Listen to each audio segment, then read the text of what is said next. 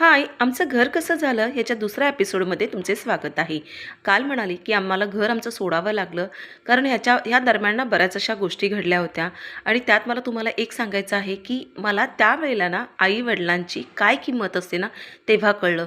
कारण बोलतात ना आपल्या मुलाला जर काय झालं असेल ना तर त्यासाठी फक्त आणि फक्त आपले आई-वडीलच उभे राहतात आणि त्या मरणाच्या दारातून आपल्याला ते बाहेर काढून आणतात. तेच माझ्या बाबतीत झालं आणि बरीच वर्ष मी माझ्या आईवडिलांसोबत बोलत नव्हती आणि त्यावेळेला मला कळालं की खरंच आई-वडील आपल्या घराचा एक भक्कम आधार असतात आणि ते नसतील ना तर खरंच जीवनाला काहीच व्हॅल्यू नाही. आणि ज्याचे आईवडील धड त्याचं कुटुंब धड असं म्हणतात ना, ती गत माझ्या आयुष्यात मला घडली. खूप लोकांनी मला आश्वासनं दाखवली होती, खूप लोकं मला बोलली होती की सपोर्ट करू, हे करू, ते करू.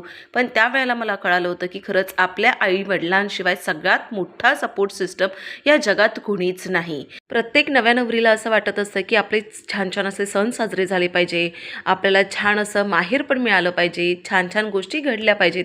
पण त्यावेळेला माझ्या बाबतीत काहीच घडलं नाही आणि जे घडलं ते पूर्णपणे भयानक होतं. आणि त्या भयानक गोष्टी घडण्यासाठी मी कारणीभूत असेन किंवा अजून कोणी असेल तर ते मला ॲक्सेप्ट करून मला पुढे जायचं होतं. कारण माझ्या आईवडिलांनी मला एकच सांगितलं होतं की तुला तुझं आयुष्य जगायचं आहे, तुला संसार करायचा आहे, तर तुला स्वतंत्रच उभं राहावं लागेल, ना की कोणाचा आधार घेऊन राहावं लागेल किंवा ना कुणावरती अपेक्षा ठेवून घ्यावं लागेल.